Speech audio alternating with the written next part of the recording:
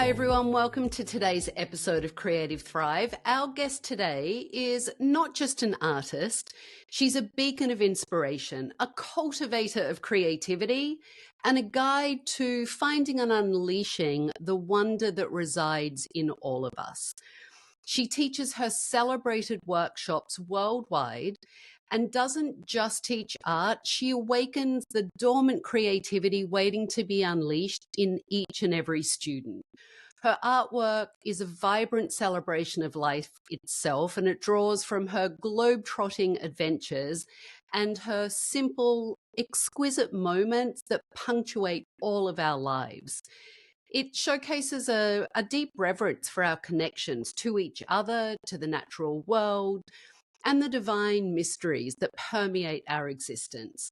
Her art is a testament to the interconnectedness of our stories, the richness of our shared experiences, and the choices we face each and every day to create or to unravel.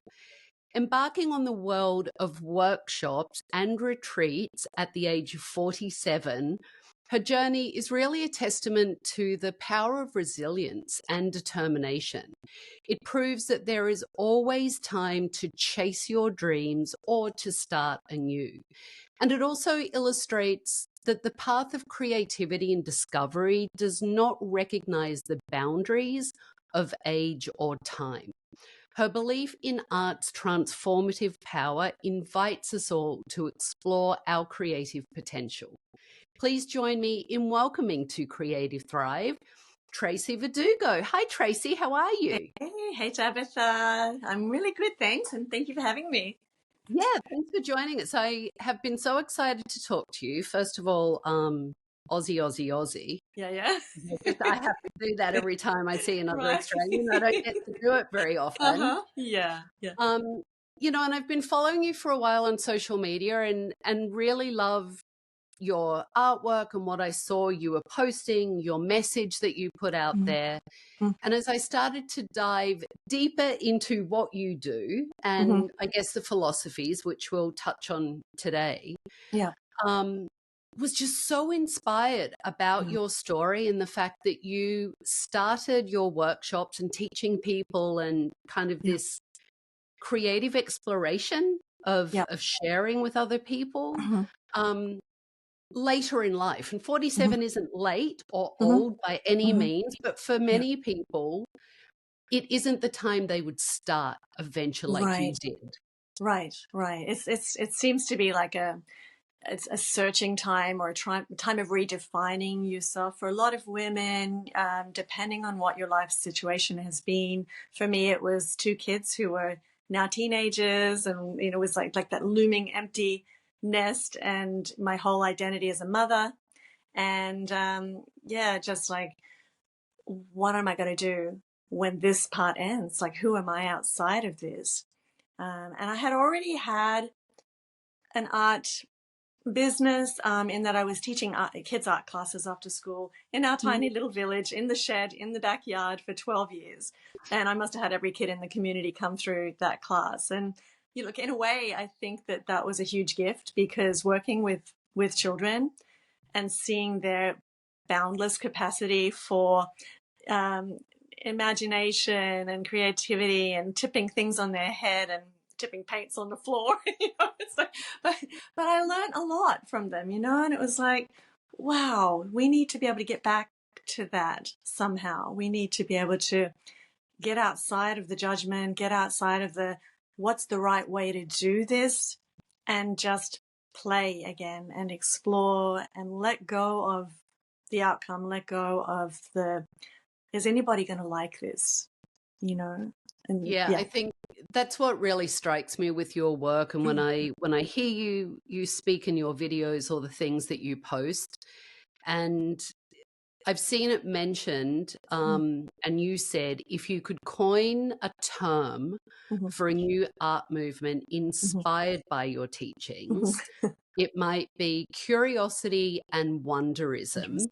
And I also saw you put the words in an interview, I believe, or perhaps your website, loosen up-ism. Yes. Or endless possibilityism. And I loved it. It's so true. Yeah, yeah. Well, the art world it's a little bit stuffy, or a lot stuffy, and it's very bound by traditions. And I have friends who are in the fine art world, close friends, and they enter all the competitions, and some of them are becoming finalists. And that's a whole different world to what I'm doing. It's a different path, different trajectory. Um, and I actually had an interesting thing happen a few years back. I went to a workshop with a very well-known Australian artist. And right at the beginning of the workshop, she premised the whole 2 days by saying that if you didn't have an idea in your head of what your painting was going to be when it was finished, if you couldn't see the finished project in your mind, then Mm. it wasn't really art. And I just went, what? What? And I'm like, oh, that's really interesting because that's just what I do and what I teach. And, Wow. and so later that night I got home and I had a glass of wine and I decided to get onto Facebook Messenger with her and continued the discussion. And it was actually quite lovely. It was a discussion which was great, And so by the end of the discussion, I think she realized that she had had a certain amount of schooling as well that had led her into a particular story, just like we all have stories. And, when I saw her the next day at the workshop, she said, what do I know? She said, thank you for having that conversation with me. Maybe I'm just kind of spurting out things that I learned in art school. And maybe I need to think more about what, the differences that we can approach art with. Yeah, it's really interesting because I think one of the things that I have found with creativity, it doesn't Yeah. matter what your medium is and how you choose Mhm. to express it, Yeah. is we're often taught to do it in a structured way, so we lose the play and the curiosity of it, Yeah. or we're Yeah. told it has to be this way, it can't be that way, so then it Right. becomes restrictive and Yes. we feel kind of tied into something, and it may not Right. be how we choose to express ourselves or the Right. best medium for us or the best way to express ourselves. Yes. Yeah. And I think the beautiful thing about creativity is it is available to us in any form that we choose to take that Mm-hmm. path. Yeah. And especially what you're teaching people in creating art Yeah. um, should have all the limits taken off, especially when you're doing it to express yourself or Right. for self-realization and fun.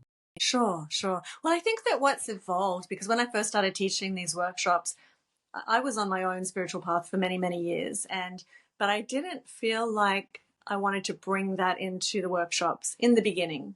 Like fear of judgment, fear of like, what are they going to think I'm woo Mm-hmm. woo, whatever. Mm-hmm. So I just kept it quite like, here's what we're doing. This is what the paint does. It was still loose and free.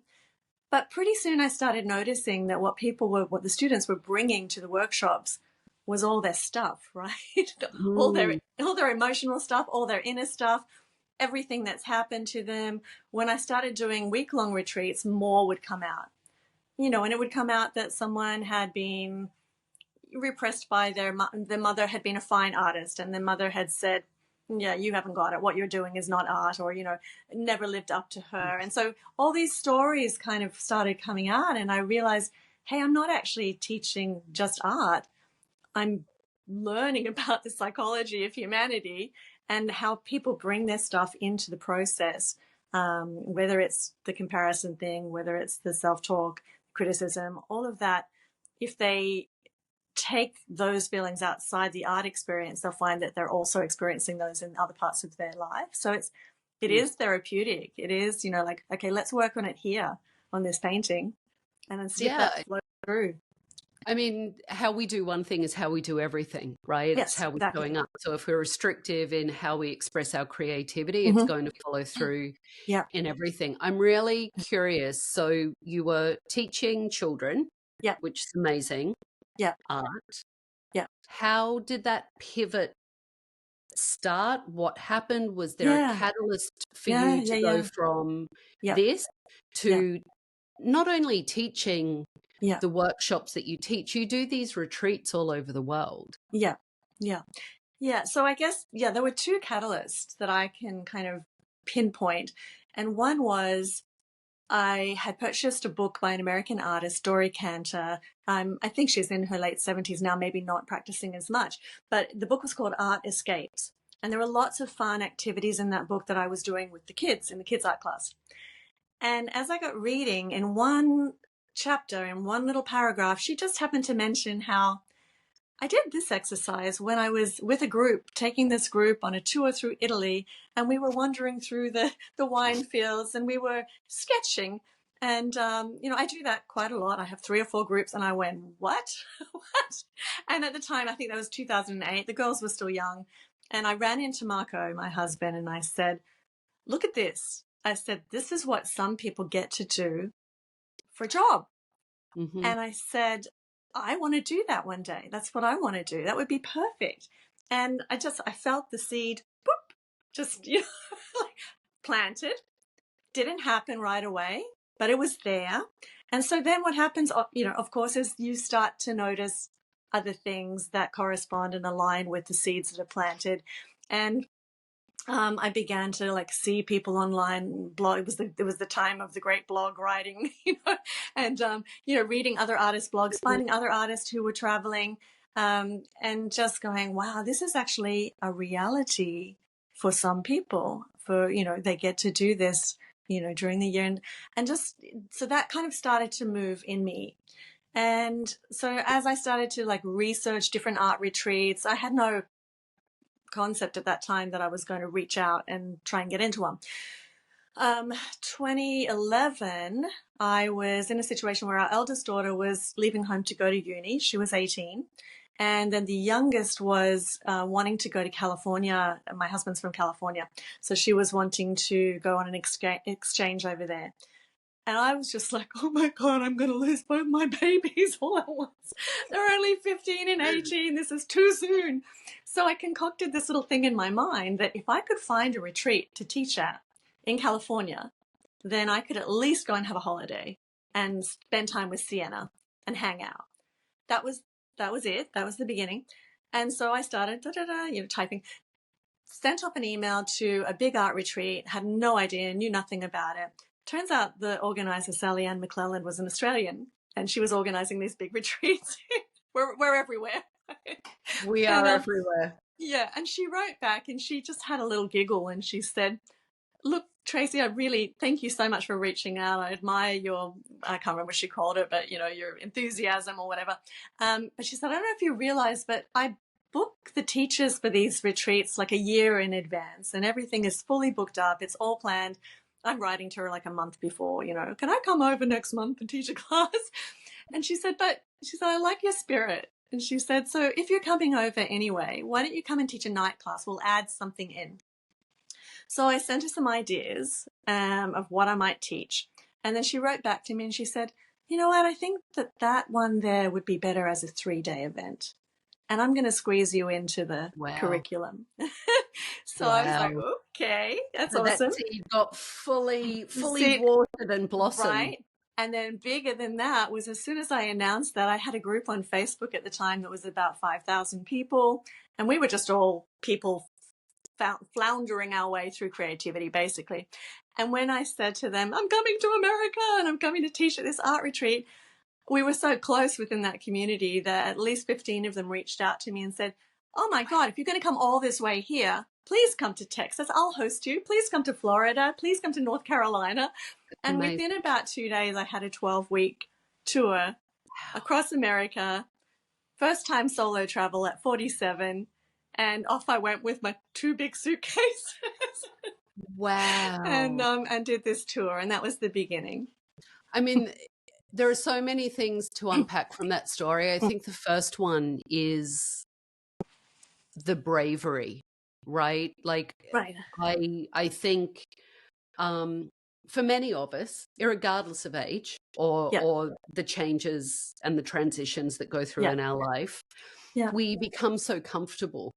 Yes. And we also, it takes some vulnerability to put yourself out there and have someone say no, right? And this woman sounded amazing and it was clearly meant to be and she was gracious and turned it into something. Sure. But if you hadn't have put yourself out there, even if you had gotten a no, you wouldn't have now built this amazing business where you do this all the time.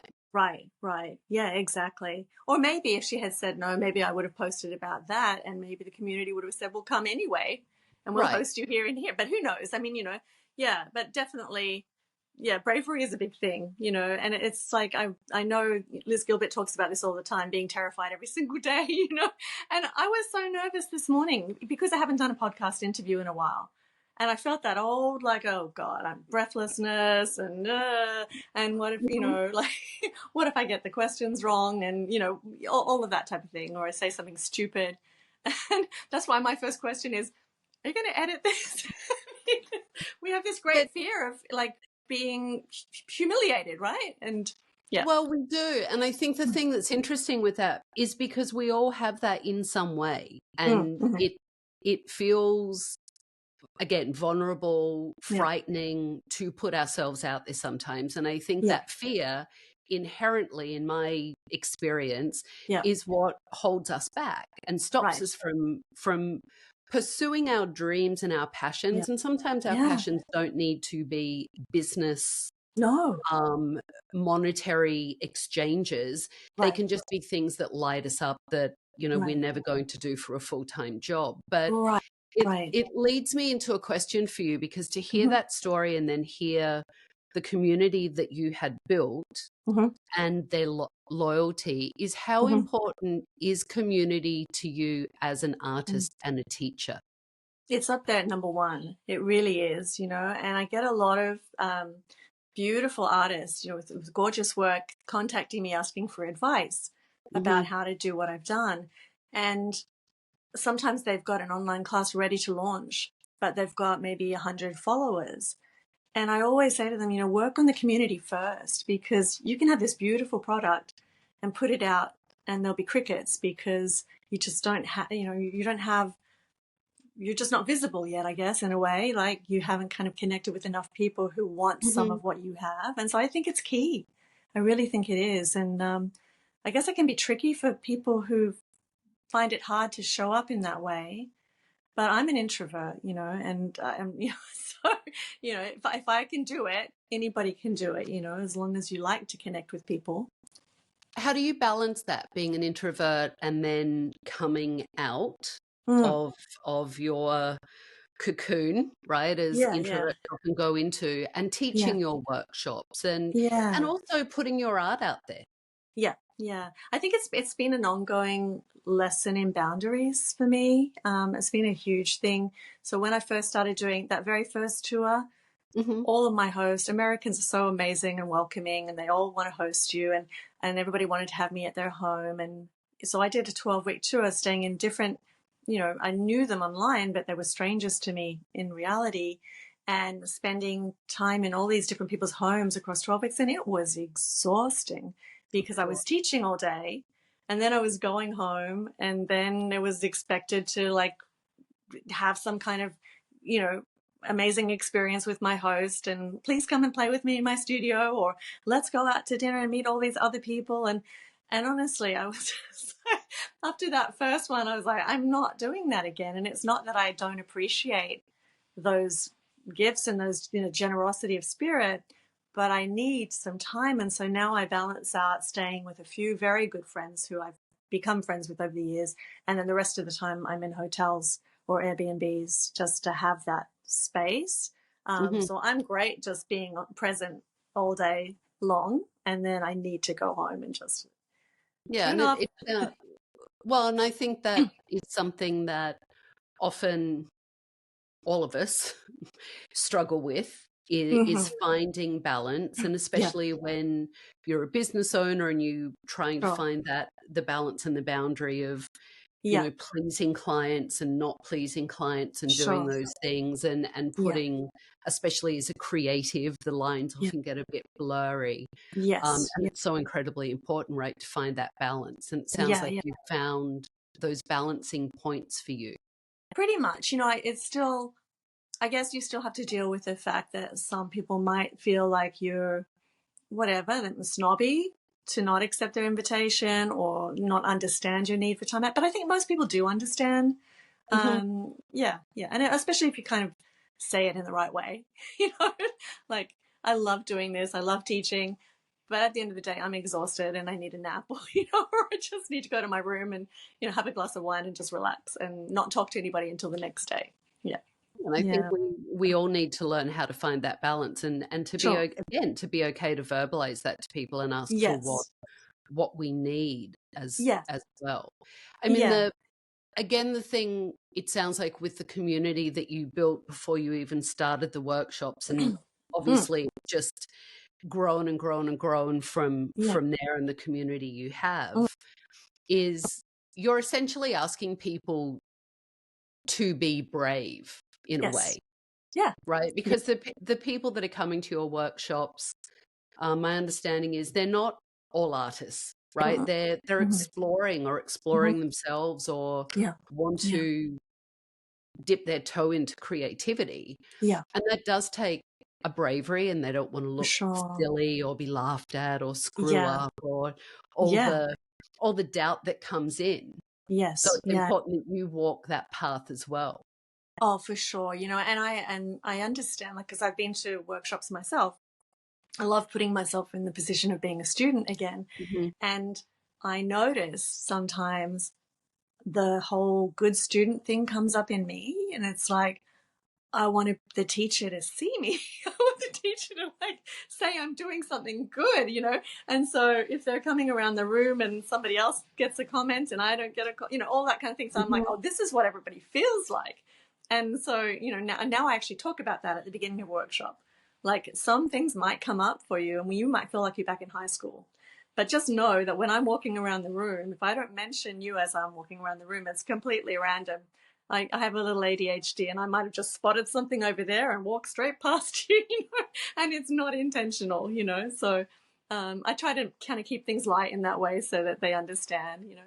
I saw a quote, again, that I read when I was doing research about you, and Yeah. you had in this quote, I remember thinking, I don't have any imagination. I Mm, can't think up ideas out of nowhere. The I think that. incessant comparing myself to others who Right. had some kind of gift I just couldn't find in Right. myself. You went Yes. on to Right. say, I decided to experiment with Yeah. paint and kept working at it. Yep. In 2004, I had a successful exhibition selling Yep. several thousands of dollars of art out of my Yep. home. Yep. People loved the Cutesy Bird series, but I knew there was Yeah. something more inside me, Yeah. something I wanted to articulate with my painting. Right. Right. And I'm still trying to find it, and it's changing all the time. Oh, that's interesting. Yeah. So And so, yeah. tell me the catalyst though, because I think, again, Mm. someone looks at, and the point of this podcast is for anyone listening. Mm. And I'm so grateful I have listeners from all different Mm. genres and all different careers. Yeah. If someone is listening and thinking, you know what, I always wanted to create, it may not be a painting, but it may Right. be, to hear you where you are now in Yep. your career and business say, Mm-hmm. I don't have any imagination. I Mm-hmm. can't think any ideas Mm-hmm. up. I don't Mm-hmm. have a gift. Yeah. And then to go from all the things that you have and now say, but I'm still looking. I'm still curious. Yeah, yeah, exactly. And I think that's the key. I always talk about being in the Lifelong Learners Club. And that's about curiosity and about, like, what else is there to learn. I feel like I've learned like a fingernail. That's how much I've learned worth of what else is out there. And I remember listening to a podcast a few years back with Krista Tippett, and I can't remember the name of the guy that she was interviewing, but he was a brilliant musician. He was in his 80s. He had been in symphonies all over the world. And he said to her, at 84, I feel like I'm just beginning to learn. And I was like, oh, I love that. That just feels amazing, like, just to be, how privileged to be on this journey of just learning something every day and just being open to the what ifs, what if I try this? What if I do that? What would happen if I do this? And I always talk about the what ifs in terms of coming at it from that curious state rather than from the anxious state, because you can also be stuck in the well, what if it all goes wrong? What if everybody hates it? What if this? What if that? So if we just kind of switch that self-talk and switch those words out to, but what if it, like you said, what if it all turns out, what if I learn something from this mistake that helps me go on?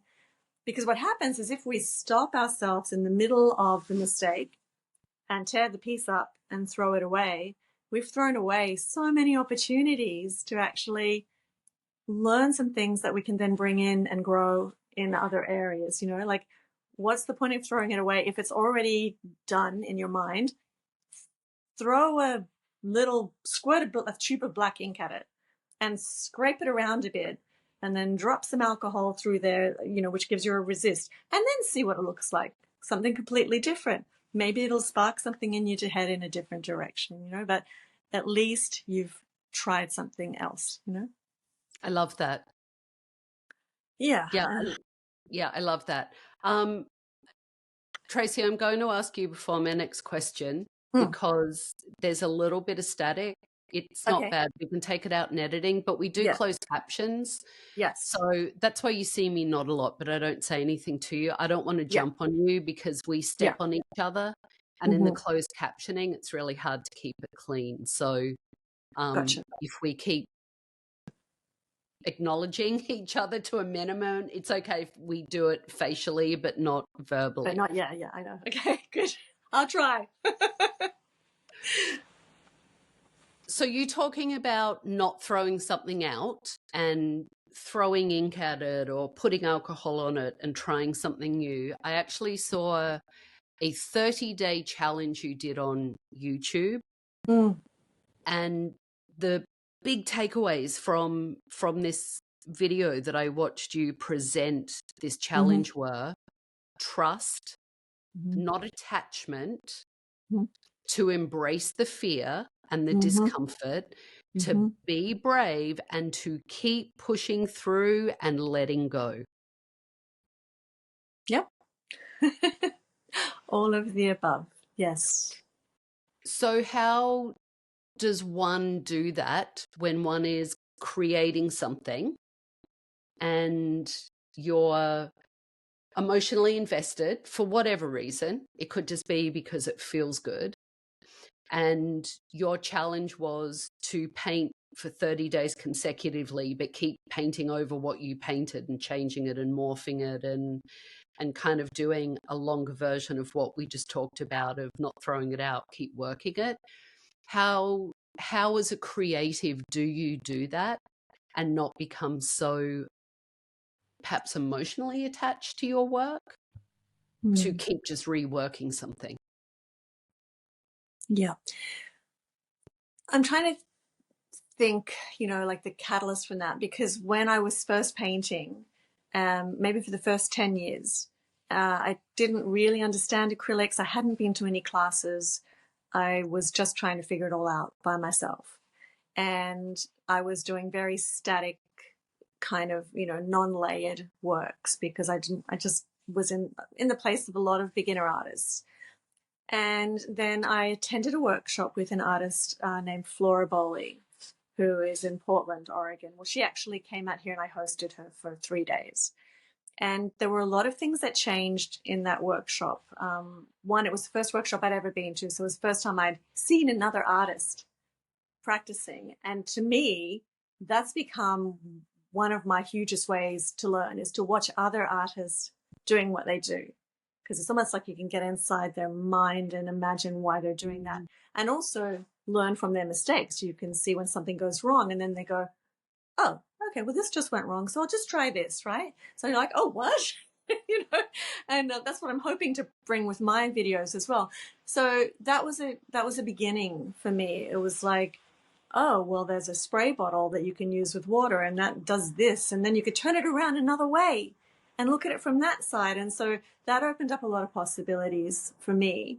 And then I realized that I could kind of come up with my own workshop, and teach the same kind of thing, but of course, in a different way. Also, just by doing it, is that it's too simple an answer maybe, but I think we have this expectation with art, and I don't know why we do, that we can go to a 2-day workshop and then we can paint a masterpiece and put it on the wall at home. And if we don't get the masterpiece out of the 2 days, then we suck and we're not an artist and we're not going to try again. So I always say to my students, what if you went to a 2-day Spanish immersion? You'd never learned Spanish before. And at the end of the weekend, a Spanish person came up to you and started speaking to you and you were like, I don't know what they're saying. Mm-hmm. I suck at Spanish. I'm not going to do this anymore. So for some reason, I think it's that deep belief that art is a gift that only some people have, which has been conditioned. Yeah. It is conditioned. And I think with whatever your art is, with creativity, that's why the words that you made up were delicious for me, of loosen upism. Right. And endless possibilityism, because it should be the fun, especially with what you're doing. And you're, if I look at your work and your paintings, you have a whimsy, and there is a brightness and a colorfulness and a fun to it. Yeah. And I think it's being able to share with people, not to take it so seriously, because then it's not fun. No, exactly. And look, not to say that art is free and loose and playful all the time. There is usually some kind of messy middle, and the messy middle is when a lot of people give up.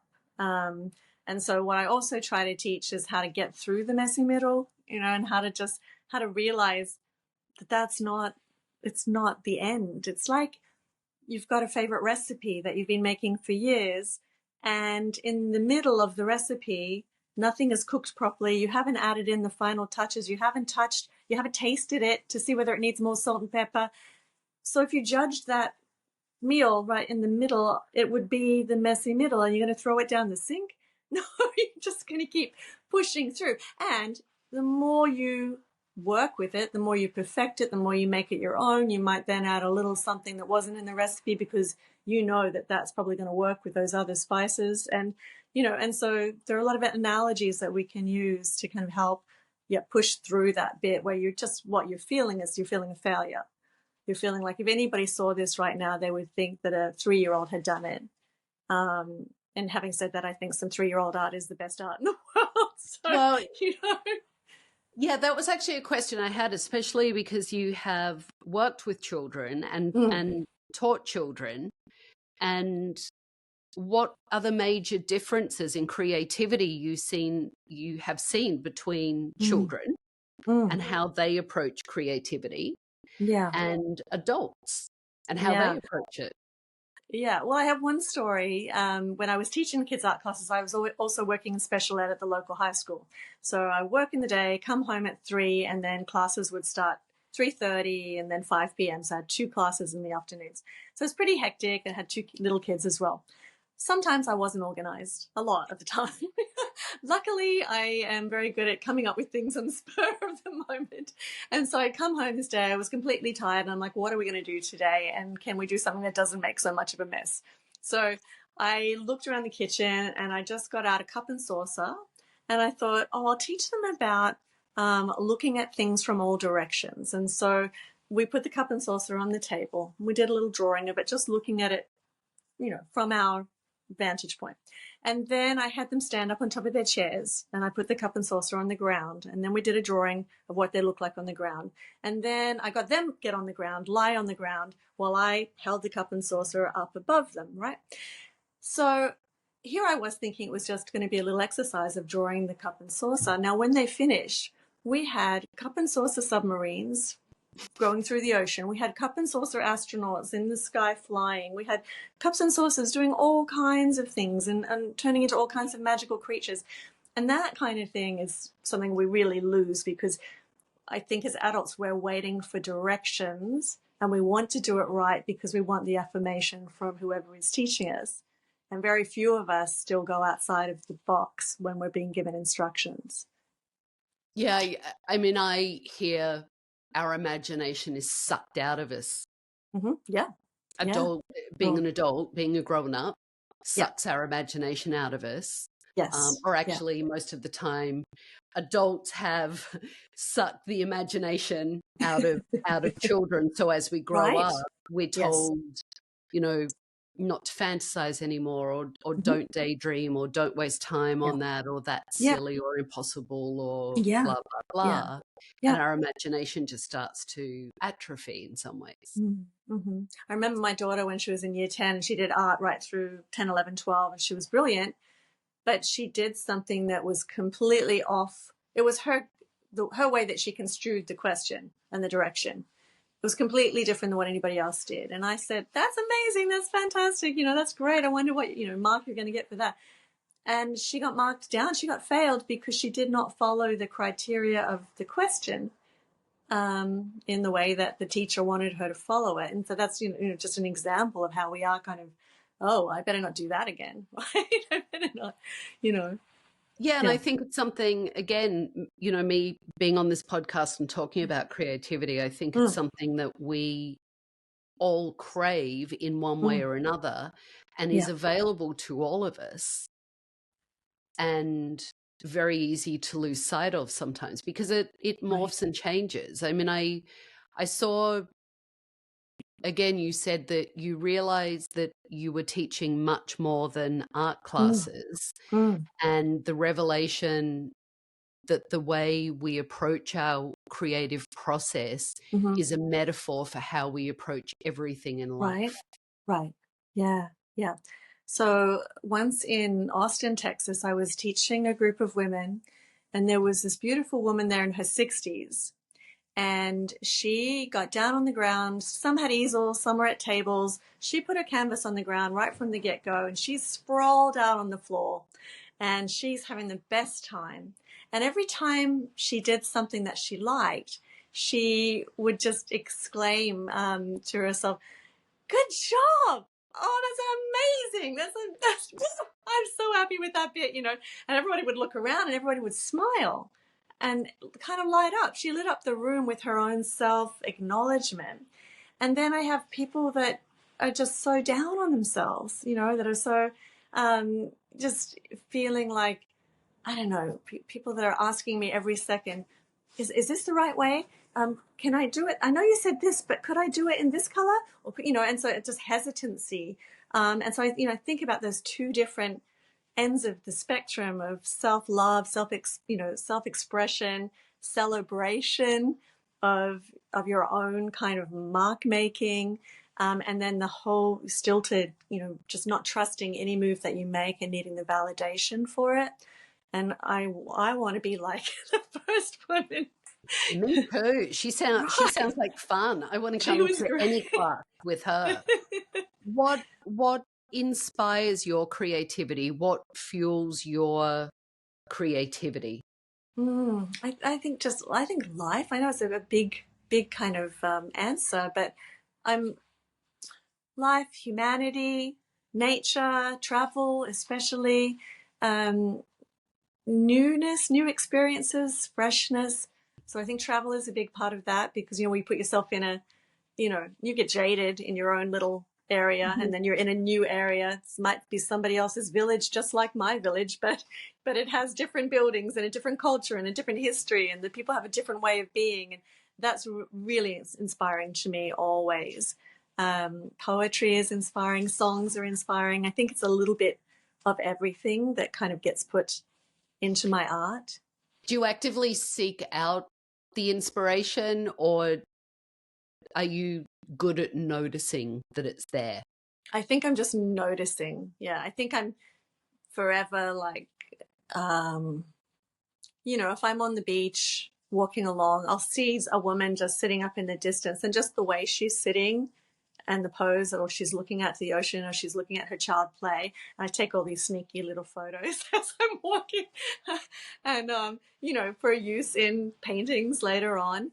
And so yeah, I'm always kind of trying to stay wide-eyed and open to like seeing what's around me. It's not always, you're not always in that space. There's some days Mhm. where you're like, I don't want to look at anything, but mostly I try to do that.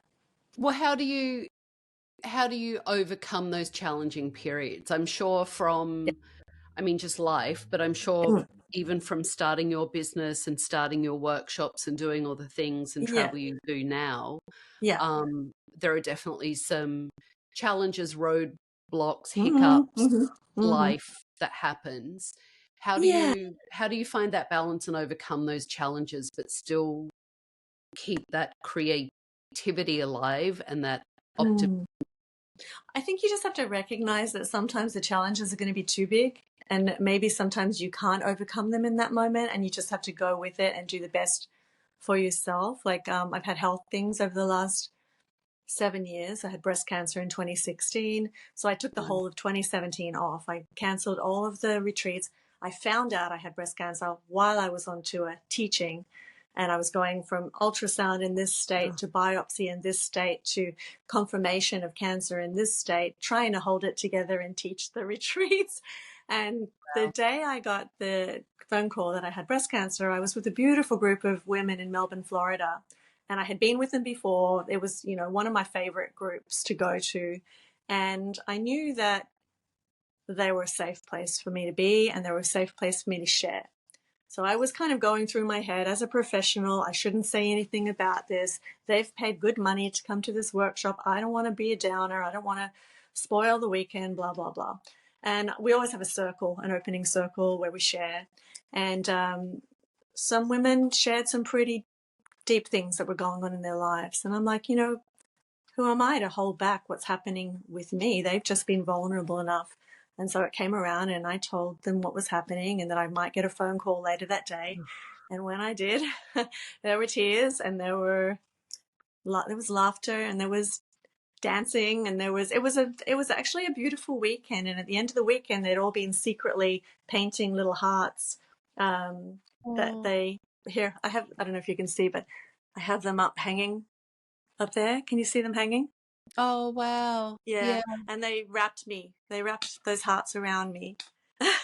And yeah, so Oh, and there were two women in the group that were long-time breast cancer survivors, and I took that, and then I came home, had surgery, had radiation, just got the rest of the year clear, and bought 5 million plants for our home. It was just, I just wanted life. I wanted life. I wanted growth. I wanted greenery around me.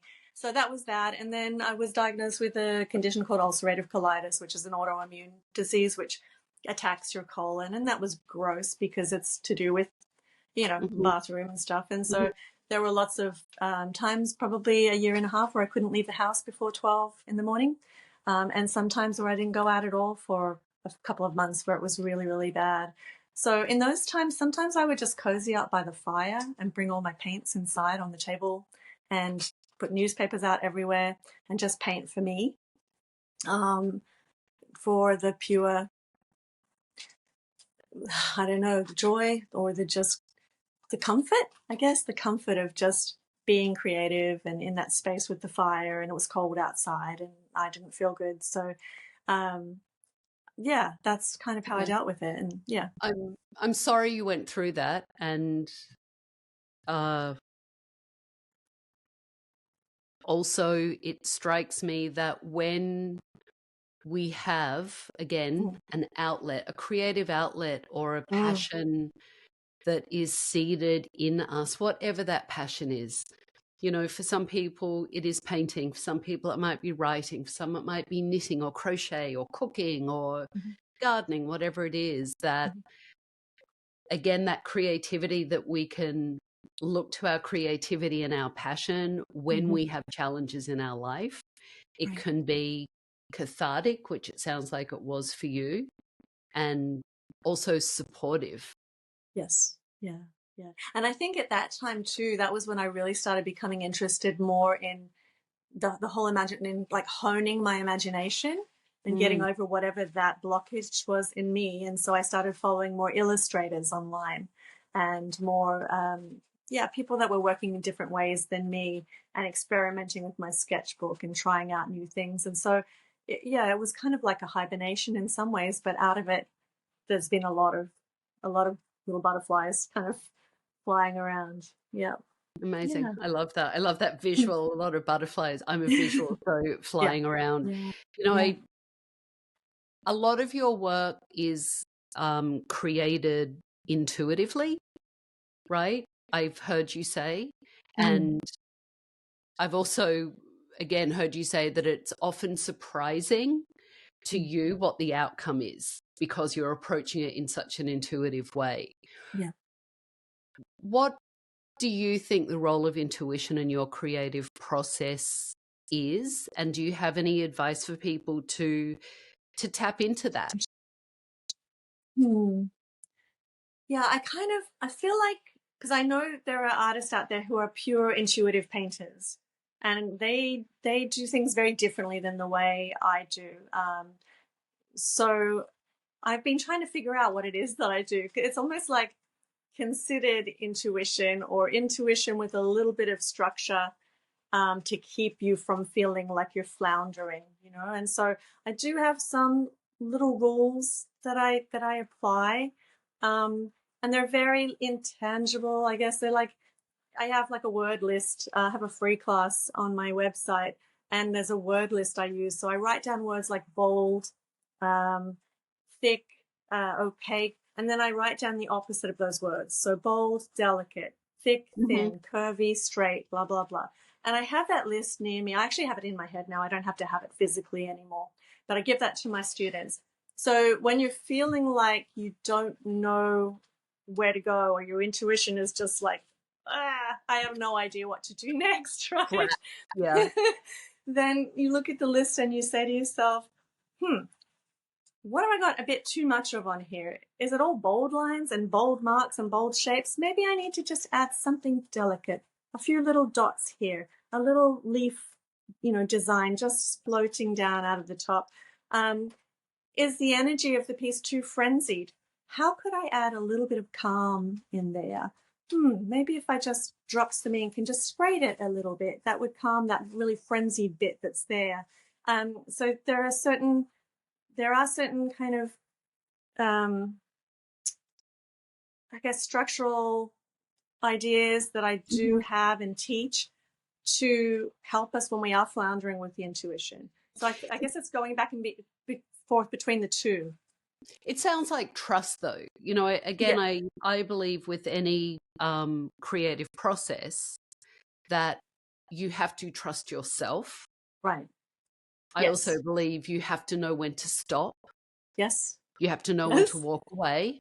And Yes. sometimes I know for my uh, profession that it is sometimes knowing when to walk away and to then come back and look, Mhm. or knowing just when to walk away, right? It's Yeah. time to put all the Yeah. products down, the scissors down, and put everything down.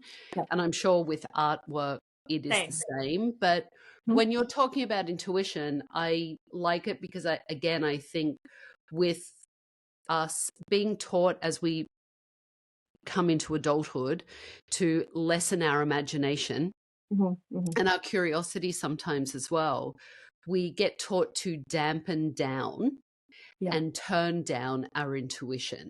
And I Yeah. think we're collectively getting better with Yes. stepping into it and turning it up and listening to the volume or learning how to raise the volume up. But Yes. it's so important, especially when you're following something that makes you feel good, that Mhm. you're creating, to listen to that little voice inside. Mm. Mhm. And then the other thing too that came up when you were just talking then is that, um, so I have an exercise that I do where we've just filled the canvas with color and marks and just gone crazy with it. There's stuff everywhere. And then we have a group session where we bring out a piece of chalk for everybody. So you can draw on a canvas with chalk and then rub it off, right? Mhm. And I tell them to put their magic eyes on. You know, when they used to have those magic books where you would, like, your eyes would do a certain thing and then you would see Mhm. something in it. So we try to see things in the canvas. And for some people, it comes really easily. Some people are like, oh God, I see a chicken flying through the air, and oh my gosh, there's a fish down there, and there's a this and there's a that. And then I noticed that for other people in the room, the very fact that that woman can see all of those things makes them feel badly about themselves, because I don't see a thing. and I'm not good at this. And then the more they say that, it firms it, and then they can't get their magic eyes on, right? Because we've all got the magic eyes, but if you say to yourself, I'm no good at it and I can't do this, it's a frustration thing, and then it blocks that. But we try and do that as a group exercise, and I tell them everybody can actually do this, and the more you do it, the better you get. And we have some fun with it, and I draw funny things all over their canvases that they can rub off, or they can go with it if they want to. But yeah, it's just really interesting to see how the words that people say to themselves can actually block that imagination. And I tell them it's okay if it's not natural for you. Go home and practice more.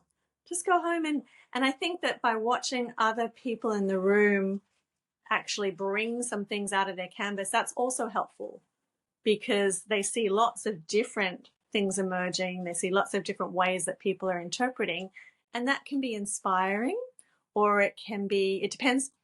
If you see it as inspiring, then it's beneficial to you.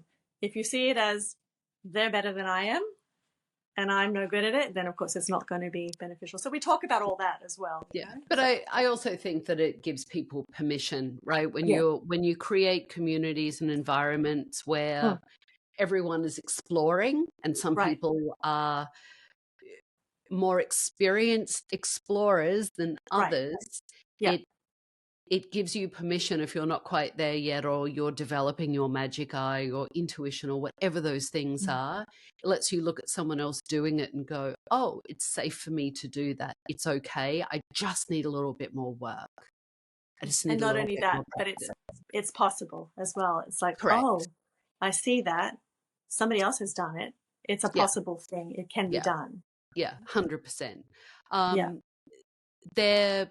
I would love to know this as we get ready to wrap up. Tell me about teaching art to Elizabeth Gilbert in Fiji, of all places. That's amazing. Right before the whole world shut down. Like, we just squeezed that in. We totally squeezed it in.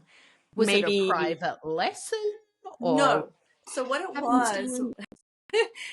was, I think back in 2014, Liz was writing Big Magic, and she was very visible on her Facebook page at the time. And I was on there, and thousands of women were on there chatting and talking to each other. And I noticed that a lot of what she was saying was what I had written, certain similar things to what I had written in my book, Paint Mojo, which came out in 2014. And so, I would have a little conversation here and there, and Liz hardly ever interacted with anybody. It was just we were all talking to each other. And then one day she said something, and I went, you know what, that's so cool. That reminds me of this little inspirational photo I had made, one of my paintings with a Dr. Seuss quote on it. And so I just posted that on her page. And if anybody needs this today, type of thing.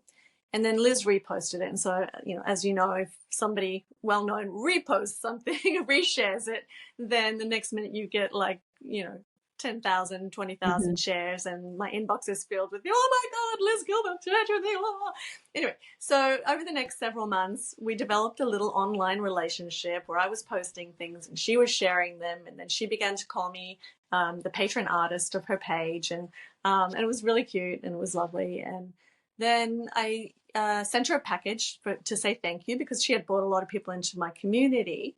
So I found her address, little sleuthing, and sent her a package. And then she came to Australia. I met her backstage at her reading in Sydney. She's beautiful. She's so down to earth and normal. And then what happened? Just a little bit more interaction over email. And then coming up to 2020, I saw this thing on Instagram, actually. It was called the Ultimate Girls Week Away in Fiji. And I was like, whoa, I want to go teach there. And Liz was going to be there. So I did the same thing I did right back in the beginning. I wrote a little letter to the organizer and I said, can I come and teach at your event? And she said, no. She said, you wouldn't believe how many inquiries I've had since we just posted about it. It's all said and done. We have our instructors. Everybody's there, blah, blah, blah. So I snuck a message to Liz on Instagram, and I said, Oh my God, I just saw Fiji. That would be an absolute dream to be there with you. And I know that you've said that you'd love to do one of my classes before, so, but they say it's awful. They say there's no chance. Anyway, I was in Bali doing a retreat. I got a call from the organizer, and I had had a dream the night before that I was going to get this call. And Wow. she called me and she said, I think you might know why I'm calling. And I said, did Liz contact you? And she Wow. said, yes. She said, Liz contacted me and she wants you to come and be one of the teachers in the. So she said, what am I going to say? She's the keynote speaker. So I guess you're coming to Fiji. Here's here's your Well, pay. This is what happens. yay to Liz Gilbert for having Yeah. some clout. So yay. I And know. yay to you Yeah. and anyone listening, that definitely shows nothing ventured, nothing gained. I mean, if you Absolutely. Look. put yourself out there and Yeah.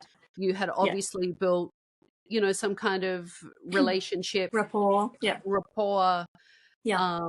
Yeah. with her, but Yeah. also you allowed yourself to be vulnerable enough to Yeah. just put it out there and see what happened. And And look what also, ended up happening. yeah, and also I would have been totally okay if it didn't happen. I Right. think you have to be in that place too. It's like plant enough seeds, put enough things out there, and whatever's meant to be is going to be. And if it doesn't happen, then it wasn't meant to be, right? And so we got there. It was a week on an island with 100 women. Liz did a whole one-day workshop, and then you could choose to go to lots of people's little 45-minute workshops, and we had to do 2 of them. And so Liz signed up for both of my 45-minute nice workshops See? with her niece. Not shabby, not shabby. Teaching art around the world, but It was so especially cool. on a Fiji island. So And good. here is one of my last questions for you. Yeah. Nature or nurture?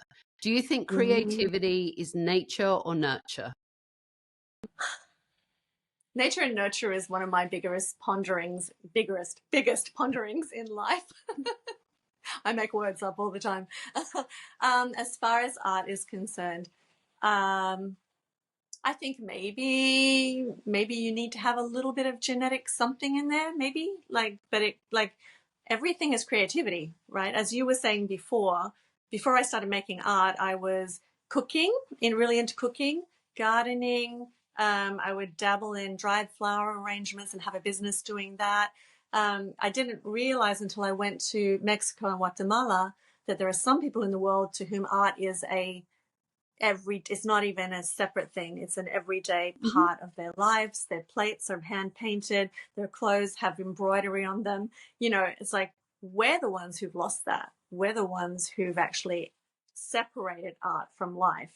And I'd love that to change completely. So I think maybe intrinsically the whole of humanity is creative by birth, is inherently creative, whether or not that manifests in anything, because maybe some people just don't have the time because they're working their whole lives and they never get the chance to. But I think it is inherent. And then I think as long as you have the desire and the intention to follow through and do the work and practice, then everybody can become some kind of creative in the path that they choose. Yeah. Nice. Well, you're definitely contributing to people unleashing their creativity in different ways, which I think is incredibly empowering for people, especially if they are in a little bit of a threshold or if they're feeling a little bit stuck. Sometimes that extra lubrication of those creative wheels and getting out of your comfort zone and trying something new can really bring back that creative spirit. So I love that you're teaching people to do that, and you get to travel all around the world while doing it. It is not too shabby.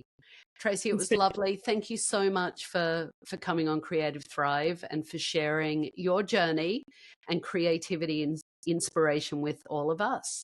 Thank you, Tabatha. Had a blast talking to you. It's been really fun. Thanks.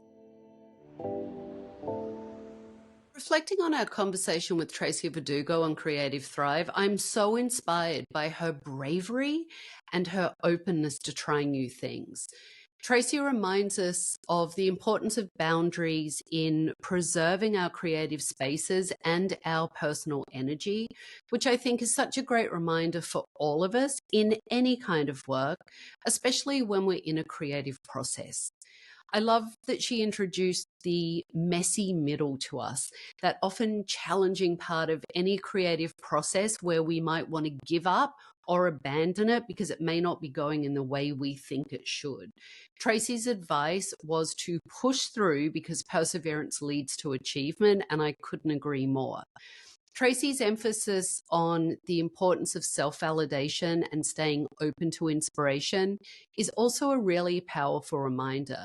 There is inspiration all around us. We just need to take the moment to tune in, to notice it, and to let it actually fuel our creative endeavors. I think Tracy's sense of community, human connection, and her willingness to put herself out there and chase after her dreams offers a really vibrant model for all of us to live not just creatively, but authentically, and to also remember to never give up on your dream.